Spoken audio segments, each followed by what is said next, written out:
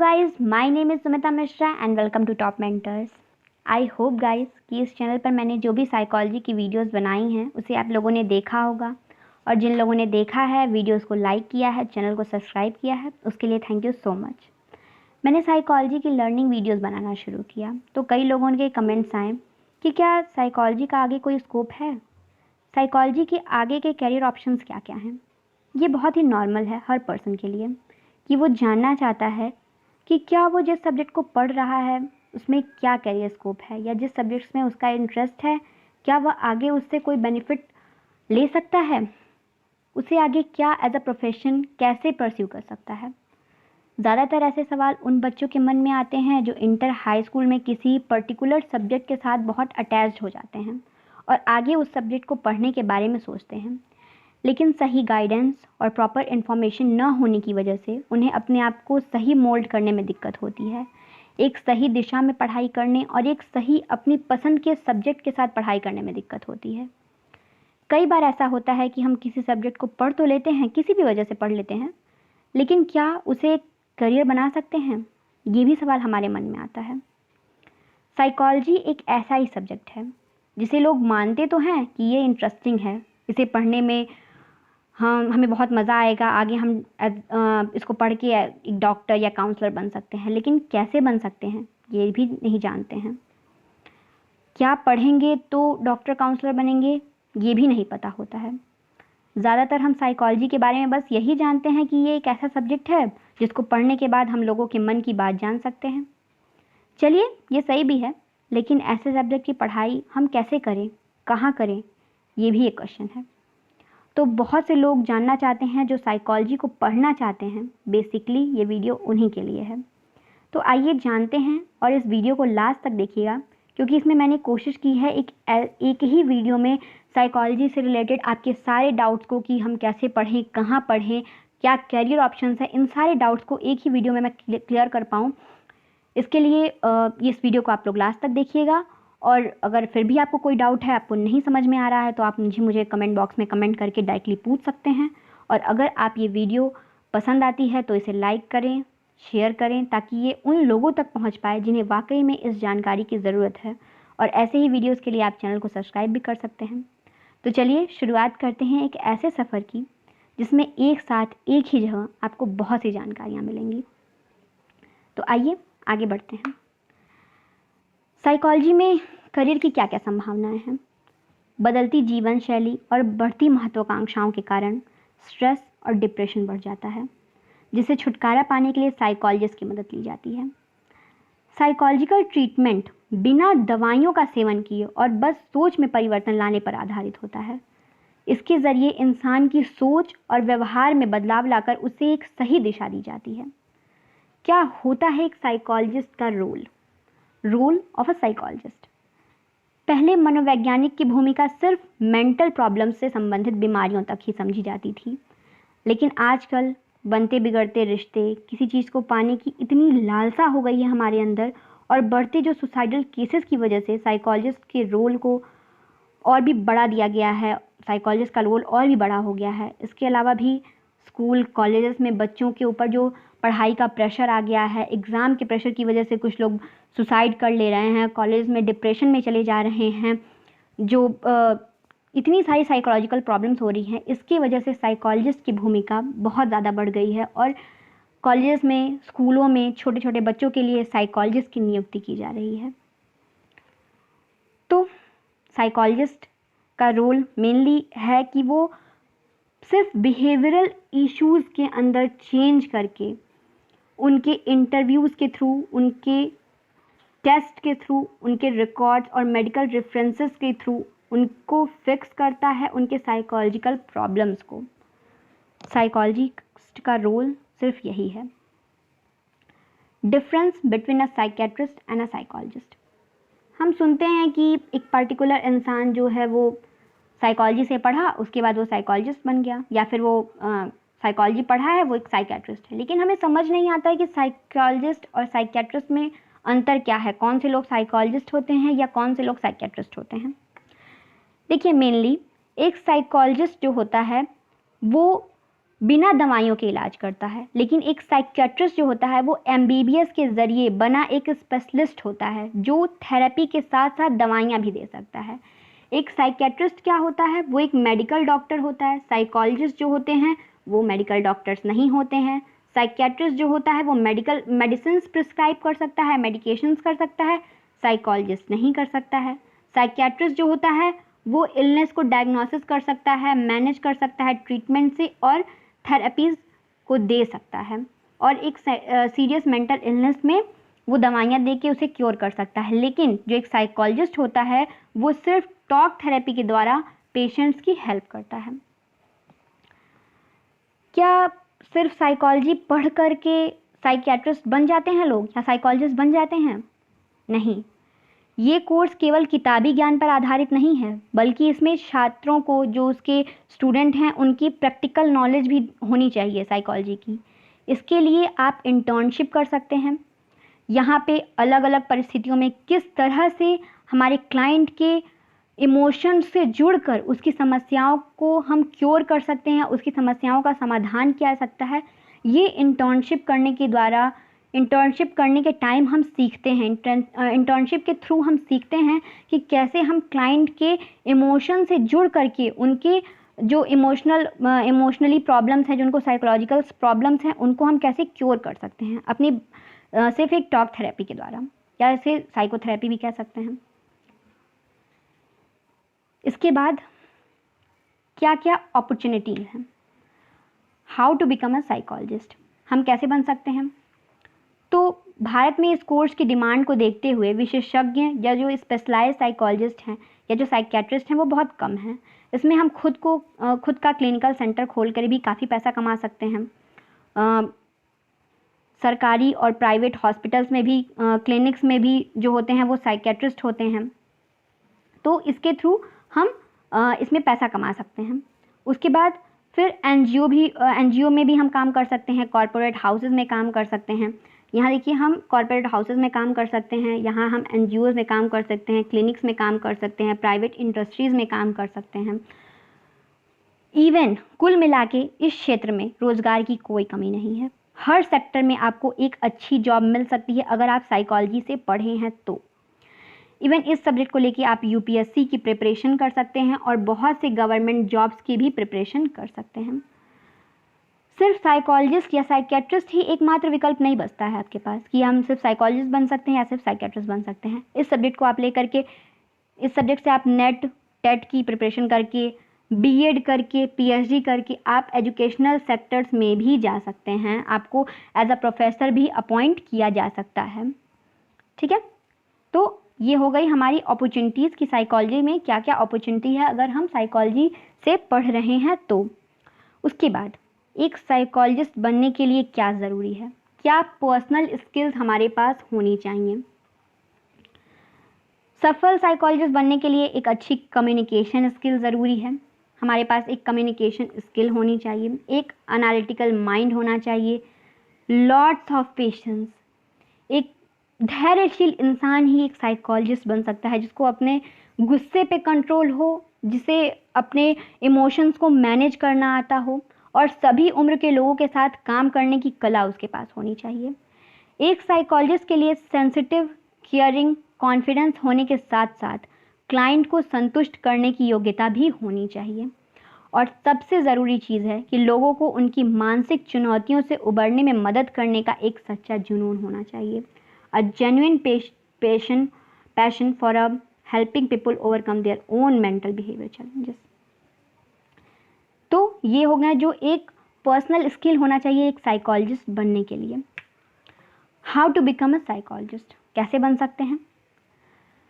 10+2 के एग्ज़ाम, जिसमें हम साइकोलॉजी को एक एज अ सब्जेक्ट परस्यू कर सकते हैं, लेकर के हम 10+2 का एग्ज़ाम दिए हों। बीए या बीएससी ऑनर्स, एमए या एमएससी ऑनर्स हम कर सकते हैं। पीजी डिप्लोमा इन साइकोलॉजी कर सकते हैं। जो बीए बीएससी का कोर्स होता है वो मेनली 3 इयर्स का होता है। एमए एमएससी का जो कोर्स होता है वो मेनली 2 इयर्स का होता है। और diploma degree in clinical psychology जो होता है वो 2 और 1 ईयर का होता है। बीए ऑनर्स बीएससी में एडमिशन के लिए 50% नंबर के साथ 12th पास होना चाहिए। इसमें हमें एडमिशन के लिए 50% मार्क्स होने चाहिए इंटर में साइकोलॉजी सब्जेक्ट के साथ। ज़रूरी नहीं है बीए हम किसी भी सब्जेक्ट से किए हों, हम इंटर किसी भी सब्जेक्ट से किए हों, बीए में हम साइकोलॉजी लेकर के उसको आगे पढ़ सकते हैं। एमए हम साइकोलॉजी से, अगर हमें साइकोलॉजी में एज अ कैरियर बनाना है तो हमारा एमए में साइकोलॉजी होना ज़रूरी है। उसके बाद आप पीजी डिप्लोमा कर सकते हैं, जिसमें 55% नंबर के साथ पोस्ट ग्रेजुएट, साइकोलॉजी से पोस्ट ग्रेजुएट होना चाहिए पीजी डिप्लोमा करने के लिए। पीजी डिप्लोमा करने के लिए ये कंपल्सरी है कि हम एमए और एमएससी हों साइकोलॉजी से 55% मार्क्स के साथ। इसके बाद हम पीएचडी कर सकते हैं, जिसमें 55% मार्क्स होना चाहिए, और पीजी में हमारे पोस्ट ग्रेजुएशन में साइकोलॉजी होना चाहिए। तो ये तो बात हो गई कि हम साइकोलॉजिस्ट बनने के लिए जो पहली सीढ़ी है कि हम पढ़ाई कैसे करें, वो पहली सीढ़ी हमारी ये होगी। उसके बाद से फिर अब आ जाता है मेन, जिसको लोग पूछते हैं कि अगर हम साइकोलॉजी पढ़ लिए हैं, चलिए हम पढ़ तो लिए हैं, बीए तक पढ़ लिए, एमए भी कर लिए, पीएचडी भी कर लिए, इसके बाद जॉब प्रॉस्पेक्टस क्या है, कहाँ नौकरी मिलेगी साइकोलॉजी पढ़ने के बाद। तो अगर हमने एक अच्छे कॉलेज से, एक अच्छे जगह से या कहीं से भी साइकोलॉजी का अच्छा ज्ञान हमारे पास है ना, तो हमारे पास नौकरी की कोई कमी नहीं है। हम क्लिनिकल साइकोलॉजिस्ट बन सकते हैं, काउंसलिंग साइकोलॉजिस्ट बन सकते हैं।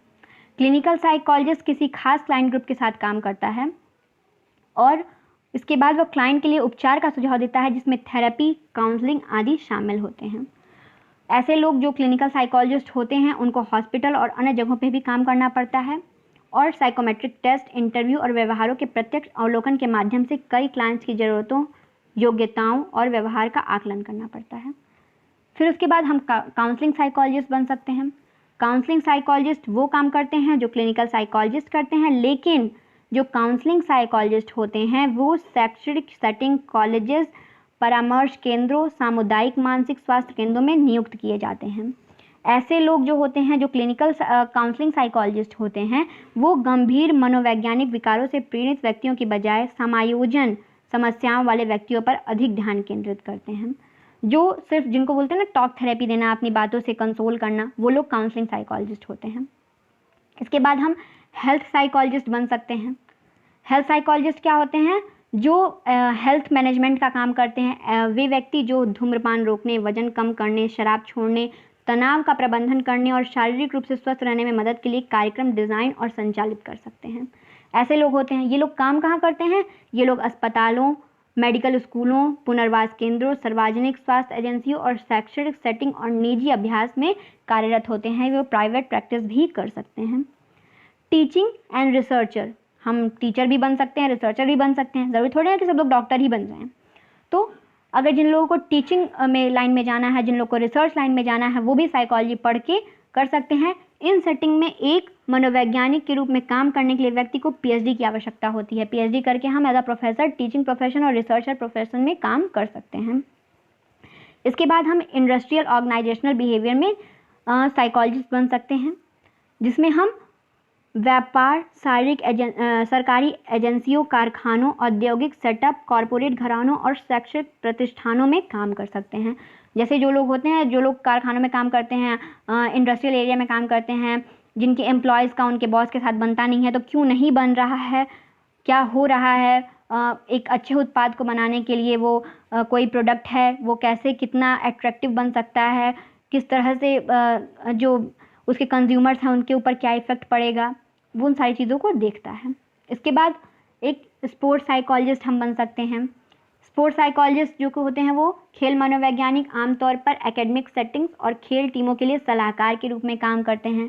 स्कूल काउंसलर जो होते हैं, वो सुन के ही लग रहा है स्कूल काउंसलर होते हैं तो स्कूल में काम करते हैं। ऐसे काउंसलर जो होते हैं वो बच्चों के साथ काम करते हैं जो परेशान होते हैं। ऐसे बच्चों को साथियों और शिक्षकों के साथ अधिक प्रभावी ढंग से काम करने में मदद मिलती है। जो लोग स्कूल्स में होते हैं, जो लोग छोटे बच्चों को की काउंसलिंग करते हैं, जो लोग बिगड़ रहे होते हैं, लोग कहते हैं नहीं मेरे बच्चे बिगड़ रहे हैं, तो ऐसे बच्चे जो होते हैं उनको स्कूल काउंसलर की ज़रूरत होती है। वहाँ पे स्कूल काउंसलर काम करते हैं। फिर सोशल वर्क में हम काम कर सकते हैं, सामाजिक कार्यकर्ता बन सकते हैं हम।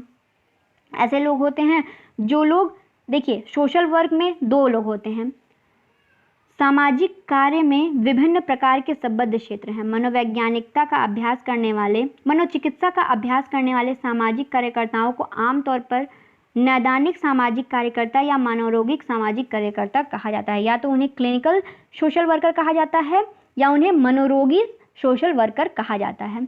जो नैदानिक सामाजिक कार्यकर्ता होते हैं वो क्या करते हैं, वो मनोवैज्ञानिक समस्याओं के निदान और उपचार के लिए प्रशिक्षित किए जाते हैं। और जो लोग मनोरोगिक सामाजिक कार्यकर्ता होते हैं वो व्यक्तियों, विवाहित जोड़ों, परिवार और छोटे समूहों को सेवा प्रदान करते हैं। तो इस तरह से हम सोशल वर्कर भी बन सकते हैं। उनकी अपनी निजी प्रैक्टिस भी होती है, लोग अपना प्राइवेट प्रैक्टिस भी करते हैं। अब आ जाते हैं कि हम इतना तो कुछ बन सकते हैं लेकिन पढ़ेंगे कहाँ से। तो ये हमारे कुछ टॉप कॉलेजेस हैं इंडिया के। इसमें पूरे ये टॉप कॉलेजेस की सिर्फ इतनी ही लिस्ट है, ऐसा नहीं है, और भी टॉप कॉलेजेस हैं जिनको एक वीडियो में बताना मुश्किल होगा, तो आप नेट से ऑनलाइन सर्च कर सकते हैं। लेकिन यहाँ मेनली कुछ टॉप मोस्ट कॉलेज हैं जो इंडिया के हैं, जिसमें जाकिर हुसैन कॉलेज है दिल्ली का, लेडी श्री राम कॉलेज है यूनिवर्सिटी ऑफ दिल्ली का, फिर ऐसे DAV कॉलेज है पंजाब यूनिवर्सिटी का। ऐसे ऐसे ये सारे कॉलेज हैं जो जिनसे हम MA BA और उसके बाद से फिर हम PG डिप्लोमा PhD कर सकते हैं और एज अ साइकोलॉजिस्ट हम बन सकते हैं। तो ये तो हो गया साइकोलॉजी हम कैसे पढ़ें, उसकी जो भी स्किल्स हैं हमारे पास क्या होनी चाहिए, हम कहाँ से पढ़ें, क्या पढ़ें और किस किस सेक्टर में हमें साइकोलॉजी पढ़ने के बाद काम करने का मौका मिल सकता है। तो गाइस ये एक पूरा साइकोलॉजी का एक समरी हो गया। तो अब दोस्तों, साइकेट्रिस्ट या साइकोलॉजिस्ट का नाम सुनते ही आमतौर पर हमारे दिमाग में दो बातें आती हैं। पहला, पागलों का डॉक्टर, और दूसरा कि यह हमारे मन की बातें पढ़ सकता है। ये सबके साथ होता है। हर दूसरा इंसान, अगर आप उससे ये कहिए कि हम साइकोलॉजी पढ़ रहे हैं, तो आपको एक या तो कहेगा कि तुम पागलों के डॉक्टर हो, या फिर ये कहेगा कि अच्छा चलो मेरे मन की बात बताओ। यह सोच सिर्फ अशिक्षित वर्ग में नहीं है, बल्कि मॉडर्न सोसाइटी के पढ़े लिखे लोगों में भी देखने को मिलती है। आमतौर पर कई लोग अपनी मेंटल हेल्थ के बारे में खुल के बात नहीं करते, झिझकते हैं। एक तरह का डर या शर्म हमेशा मन में बना रहता है। अगर हम किसी से मिलते हैं, हमें लगता है कि उसे किसी साइकोलॉजिस्ट की ज़रूरत है, हम उसे कहेंगे तो वो कहेगा पता नहीं किस बात की शर्म है, किस बात का डर है, वो कहेगा कि नहीं हम बिल्कुल सही हैं, हमें किसी चीज़ की ज़रूरत नहीं है। इस समय तो हो गया है कि लोग खुल के इस बारे में बात कर रहे हैं, मेंटल प्रॉब्लम्स के बारे में बात कर रहे हैं। लोग साइकोलॉजिस्ट के पास जाना चाह रहे हैं, लेकिन पहले कुछ टाइम पहले ही देख लीजिए ऐसा नहीं था। एक डर बना रहता है। अभी भी जो लोग बैकवर्ड एरिया में रहते हैं, वो अगर उनसे कह दिया जाए कि तुम साइकोलॉजिस्ट को या मनोविशेषज्ञ को दिखा लो, तो वो लोग हमारी बात नहीं मानेंगे। एक मानसिक स्वास्थ्य को लेकर किसी से बात नहीं करते हैं कि हमें वो लोग पागल समझेंगे, इसलिए कई बार हम परेशान होने के बावजूद भी इलाज कराने से कतराते हैं। शायद इस डर की वजह मानसिक स्वास्थ्य और इलाज के बारे में सही जानकारी का अभाव है। आज तेजी से बदलते माहौल में, जहाँ हर इंसान सब कुछ जल्दी पाना चाहता है, खुशियों को बाहरी वस्तु में ढूंढता है, रिलेशंस में दूरियां बढ़ गई हैं, रिलेशंस जो शिफ्ट हो गई हैं वो बस सोशल नेटवर्किंग साइट की तरफ तेज़ी से बढ़ रही हैं। ऐसे में तनाव, चिंता, व्यवहार में दिक्कत, डिप्रेशन, एंजाइटी, इस सब का होना बहुत आम हो गया है, जिसका समाधान काउंसलिंग और मनोचिकित्सा के ज़रिए आसानी से किया जा सकता है। बस ज़रूरत है हमें अपने अंदर के भ्रम और शर्म को दूर करने की। अगर हमें लगता है कि हमें या हमारे आसपास किन्हीं लोगों को साइकोलॉजिस्ट की ज़रूरत है, वो लोग किसी तरह के डिप्रेशन में हैं, अपने आप को ख़त्म करने की कोशिश करने वाले हैं, या वो लोग सोच रहे हैं कुछ ऐसा सुसाइड के बारे में, या फिर किस तरह की एंजाइटी में हैं, तो उन लोगों से बात करिए, उन्हें बताइए कि साइकोलॉजिस्ट के पास जाएं, काउंसलर से मिलें और अपनी प्रॉब्लम्स को शेयर करें, क्योंकि इसमें किसी तरह के डर या शर्म की कोई बात नहीं है। तो इसी के साथ अभी इस वीडियो को यहीं क्लोज़ करते हैं। इसमें अगले वीडियो में मैं आपको बताऊंगी कि साइकोलॉजी में हमें क्या क्या पढ़ना है, हमें पर्सनालिटी के बारे में पढ़ना है, और पर्सनालिटी में हमें क्या क्या पढ़ना है, इसकी नेक्स्ट वीडियो मैं आपसे कल या परसों टाइम के अकॉर्डिंग मैं आपसे शेयर करूंगी। तो इस चैनल को सब्सक्राइब करिए, इस चैनल पर बने रहिए। Thank you so much.